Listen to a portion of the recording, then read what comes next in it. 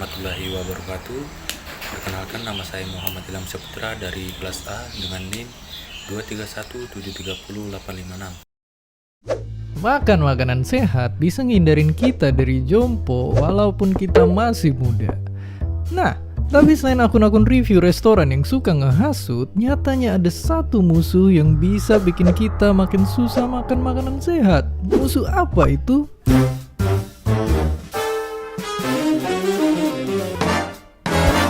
Jawabannya dia. Ya, gas ini yang bikin makanan wajib kita jadi kurang bergizi. Tapi tunggu, dia emang suka bikin masalah. Tapi apa hubungannya sama gizi di piring? Nah, jadi simpelnya tanaman yang jadi sumber makanan sehari-hari kita ini nyerap gas satu ini buat ngasilin makanan. Tapi karena sang musuh jumlahnya nambah di udara, kandungan gas karbon di tanaman kayak padi juga berubah, bikin nutrisi di dalamnya jadi nurun. Dan ini yang juga dilakuin di satu percobaan. Para ilmuwan nemuin kalau padi yang ditanam di tempat yang banyak gas karbonnya bikin nutrisi yang dikandung si padi jadi berkurang. Dan tentunya ini bisa berujung gak baik buat yang butuhin nutrisinya, apalagi buat negara yang hobinya makan nasi kayak kita. Oke, tapi kenapa sih gas itu bisa nambah jumlahnya di udara? Jawabannya ya, karena kita manusia. Kita ngasilin gas ini secara gila-gilaan dari segala macam kegiatan. Dan tentunya mereka lah yang jadi asal muasal krisis iklim kejadian. Oke, kita emang udah sering denger istilah itu. Tapi mungkin masih ada yang gergetan karena masih nggak paham-paham. Tenang, gampangnya bayangin gas ini kayak selimutnya bumi. Dia inilah yang sebenarnya ngelindungin biar bumi nggak kedinginan. Tapi karena kita kerjaannya buangin gas karbon ke udara, selimut kita di atmosfer jadi makin tebal.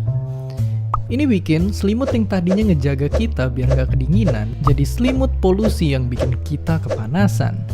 Dan selimut polusi inilah yang jadi penyebab banyak bencana yang ujungnya bisa ikut bikin produksi makanan menurun. Dan gak tanggung-tanggung bisa sampai sebegini banyaknya. Udah habis jatuh dan ketimpa tangga, ketambahan beban hidup juga. Oke, selimut polusi emang bikin gawat, tapi tentu ada yang bisa kita lakuin. Mulai dari gunain energi bersih, memakai transportasi umum, sampai nanemin hutan kembali. Dan ini bisa kita lakuin dengan gampang. Buat nanam pohon, sekarang bisa segampang mesen dari HP dan langsung ditanemin. Jadi, mari kita ikutan bantuin ngelawan si selimut polusi biar udara jadi lebih adem, seger, dan gizi tanaman bisa kembali normal. Dan jangan lupa lebih hargai mereka sekali. Oke, jadi kita tahu kalau gizi makanan kita bisa ngurang gara-gara si selimut polusi. Kita juga jadi masalah lanjutannya kalau si selimut polusi terus-terusan dibiarin. Dan sekarang, apa yang mau kalian lakuin buat ikut ngurangin semua masalah ini?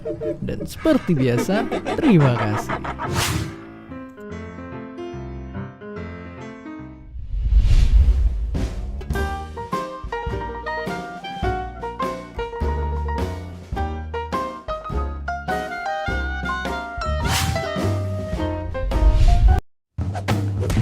Makan sayuran. Siapa yang masa kecilnya sering ngerasa tersiksa waktu dipaksa ngunyah tumbuh-tumbuhan? Katanya makan sayuran itu bikin kita kuat. Tapi apa jadinya kalau kita cuma makan yang ijo-ijo ini doang seumur hidup kita? Apa yang bakal terjadi?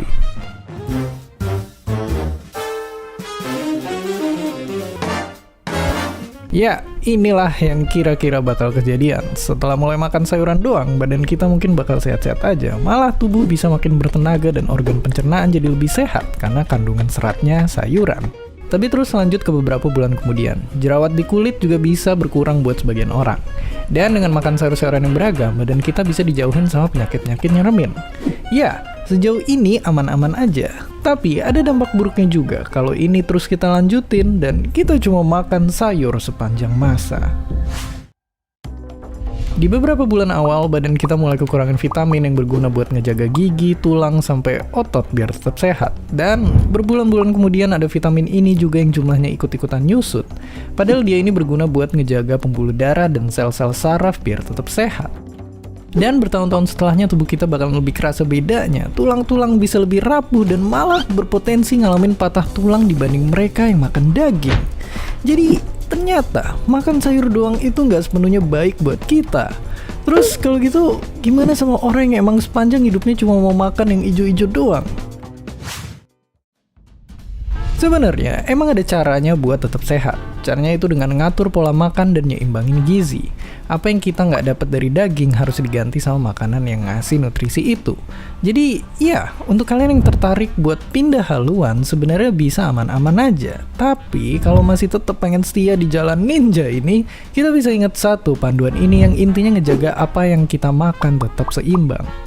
Screenshot panduannya biar apa yang kita makan nggak cuma numpang mampir doang. Dan soal makan seimbang, peneliti bilang cara itulah yang jadi salah satu alasan nenek moyang kita bisa bertahan. Ya, karena faktanya manusia purba bukan cuma makan daging hasil buruan, tapi juga masak rumput sampai biji-bijian buat dimakan. Awalnya mereka makan sayuran kalau hewan yang diburu lagi sepi. Dan seiring waktu, nutrisi dari sayur dan daging bikin otak berkembang, tubuh sehat dan kuat, bikin peluang bertahan hidup membesar. Bayi-bayi berlahiran, peradaban dimulai, dan akhirnya kita ada di sini. Jadi, terima kasih sayuran. Oke, sekarang kita tahu makan sayuran doang juga nggak menguntungkan kalau nggak dilengkapin sama nutrisi lainnya. Jadi, apa yang akan kalian makan habis ini? Pakai apa aja boleh, asal bukan yang kayak gini. Dan seperti biasa, terima kasih.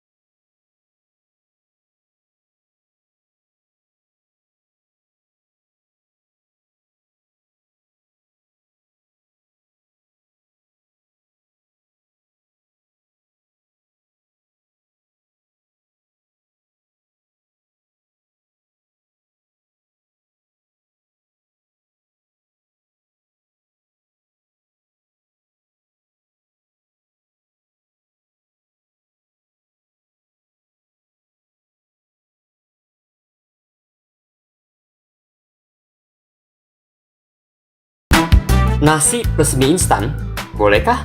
Yuk pelajari dulu apa itu gizi. Pernah nggak kamu makan nasi dengan lauk mie instan? Mungkin ada yang bilang, ih kan bergizi. Bener nggak tuh? Apa sih gizi? Apa gunanya dan apa saja makanan bergizi? Yuk kita simak videonya supaya ngerti. Gizi adalah zat makanan yang diperlukan bagi pertumbuhan dan kesehatan tubuh. Zat gizi ada 5 macam, yaitu karbohidrat, protein, lemak, mineral, dan vitamin. Gizi yang dibutuhkan dalam jumlah banyak disebut dengan makronutrien, contohnya karbohidrat, lemak, dan protein. Sedangkan gizi yang dibutuhkan dalam jumlah sedikit disebut dengan mikronutrien, contohnya vitamin dan mineral. Sekarang kita bahas satu persatu ya. Karbohidrat dalam makanan dapat ditemukan dalam berbagai bentuk, yaitu gula, pati, dan serat. Bentuk gula seperti glukosa dan fruktosa biasa ditemukan pada buah-buahan. Kandungan gula ini yang menyebabkan rasa buah menjadi manis. Kalau gula pasir yang biasa ditambah di teh dan kopi mengandung gula jenis sukrosa. Karbohidrat pada makanan pokok seperti beras, jagung, gandum, dan umbi-umbian tersedia dalam bentuk pati. Sementara karbohidrat dalam bentuk serat dapat ditemukan pada sereal atau biji-bijian, buah-buahan, dan sayuran. Fungsi karbohidrat adalah sebagai sumber energi utama bagi tubuh. Sebagai gambaran, rata-rata dalam sehari, anak berusia 13 hingga 18 tahun membutuhkan energi sekitar 2000 hingga 2800 kalori. Kebanyakan dari kebutuhan ini dipenuhi dari karbohidrat, seperti yang terlihat di tabel. Walaupun kebanyakan energi kita datangnya dari karbohidrat, penting untuk memastikan untuk tidak berlebih mengonsumsi karbohidrat berlebihan. Seperti misalnya contoh nasi dan mie instan tadi. Keduanya padat karbohidrat. Karbohidrat yang berlebih akan disimpan menjadi lemak tubuh dan dapat menyebabkan kegemukan, yang kemudian mengundang resiko banyak penyakit. Sebaiknya, makanan yang kita konsumsi mengandung sumber gizi yang seimbang. Sebagai gantinya mie instan, bisa digunakan misalnya sayur dan daging untuk menemani nasi. Sebelum dicerna, zat gizi harus diserap tubuh terlebih dahulu. Penyerapan yang rendah mungkin di bawah 10% dari zat gizi yang masuk ke dalam tubuh, sedangkan penyerapan yang tinggi bisa di atas 90%. Seberapa yang diserap tergantung dari kombinasi zat gizi yang masuk bersamaan, cara memasaknya, dan daya serap tubuh yang berbeda di setiap manusia. Zat gizi yang tidak diserap tentunya akan dikeluarkan dari tubuh tanpa memberi manfaatnya. Selanjutnya, gula adalah bentuk yang paling mudah dicerna dan diserap oleh tubuh untuk dijadikan energi. Pati harus dipecah terlebih dahulu menjadi gula dalam sistem pencernaan, baru dapat digunakan sebagai sumber energi. Adapun bentuk serat tidak dapat dicerna oleh tubuh manusia. Namun, serat tetap dibutuhkan karena dapat membantu melancarkan buang air besar atau BAB dan menurunkan kolesterol dalam tubuh. Protein merupakan komponen struktur utama seluruh sel tubuh. Karena menyediakan bahan baku untuk membangun sel tubuh, protein disebut sebagai zat pembangun. Protein terdiri dari rangkaian panjang asam amino. Asam amino pada protein dibedakan menjadi asam amino esensial dan asam amino non-esensial. Asam amino esensial tidak dapat diproduksi oleh tubuh sehingga perlu asupan dari makanan. Tabel berikut menunjukkan jenis-jenis asam amino esensial dan non-esensial.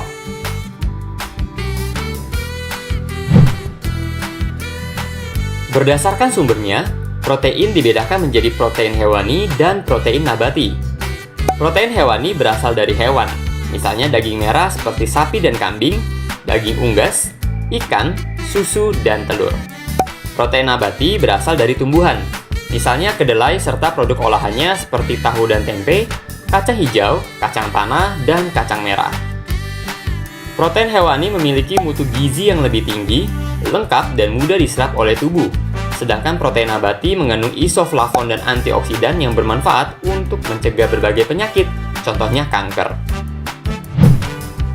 Fungsi utama protein adalah sebagai zat pembangun. Protein dapat membentuk jaringan-jaringan baru yang bermanfaat untuk pertumbuhan dan penyembuhan luka. Protein juga berfungsi untuk membentuk enzim dan hormon yang mengatur fungsi tubuh dan antibodi untuk melawan penyakit. Kenapa ya kita cenderung lebih suka makanan yang berlemak? Yap, karena lemak memang membuat rasa makanan jadi lebih lezat dan gurih. Lemak dibedakan menjadi lemak jenuh dan lemak tidak jenuh. Lemak jenuh biasa dikenal dengan gaji. Lemak jenuh dapat ditemukan pada daging hewan, kelapa dan produk olahannya, keju dan mentega. Sementara lemak tidak jenuh dapat ditemukan pada ikan, alpukat, kacang-kacangan, dan minyak nabati. Konsumsi lemak jenuh yang terlalu banyak tidak baik bagi kesehatan karena dapat meningkatkan kolesterol dalam tubuh. Salah satu penyakit berat dari kolesterol yang tinggi adalah penyumbatan jantung atau pembuluh darah. Lemak adalah zat yang padat energi. Dalam 1 gram lemak dapat dihasilkan 9 kalori, 2 kali lipat dari energi 1 gram karbohidrat. Lemak dapat disimpan dalam jaringan lemak di bawah kulit dan rongga perut, sehingga dapat digunakan sebagai cadangan energi jika karbohidrat tidak tersedia. Selain itu, lemak juga banyak berfungsi sebagai pelindung organ tubuh, menjaga suhu tubuh, dan membantu penyerapan vitamin. Vitamin dibedakan menjadi vitamin yang larut dalam air dan vitamin yang larut dalam lemak. Vitamin yang larut dalam air adalah vitamin B kompleks dan vitamin C, sedangkan vitamin yang larut dalam lemak adalah vitamin A, D, E, K. Sumber utama vitamin adalah buah-buahan dan sayuran. Fungsi umum vitamin adalah membantu atau mempercepat proses metabolisme dan fungsi organ-organ tubuh. Contohnya vitamin A yang berperan menjaga kesehatan mata, atau vitamin D yang berperan membentuk dan memelihara kepadatan tulang. Meskipun manfaatnya besar, tetapi tubuh kita cuma butuh vitamin dalam jumlah yang sangat kecil loh, rata-rata kurang dari 1 gram setiap harinya.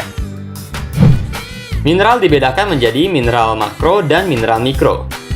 Mineral makro dibutuhkan dalam jumlah yang lebih banyak daripada mineral mikro. Sama nih kayak vitamin, mineral juga dibutuhkan dalam jumlah yang sangat kecil, yakni kurang dari 1 gram per harinya. Sumber mineral ada di buah-buahan, sayuran, biji-bijian, kacang-kacangan, dan daging. Mineral berfungsi sebagai penyeimbang pH dan cairan tubuh atau sebagai kofaktor yang akan membantu dan mempercepat metabolisme tubuh. Selain 5 zat gizi yang telah dibahas, tubuh juga membutuhkan air yang cukup setiap harinya. Air merupakan penyusun utama sel-sel tubuh loh, yakni sekitar 70%. Air juga komponen utama darah yang berfungsi mengangkut nutrisi ke seluruh tubuh dan membawa sisa metabolisme keluar dari tubuh. Kalau kekurangan zat gizi, tentu kita semua tahu akibatnya kurang baik. Tubuh jadi lemas dan mudah terserang penyakit. Tapi, gimana kalau kelebihan? Ternyata, kelebihan zat gizi juga akan menyebabkan masalah kesehatan loh. Kalau kebanyakan menumpuk di dalam tubuh, penyakit-penyakit seperti obesitas, diabetes atau gula darah, hipertensi, dan keracunan mungkin terjadi. Nah, jadi yang punya kebiasaan makan nasi dengan mie instan, tahu ya kenapa kurang baik kalau terlalu sering?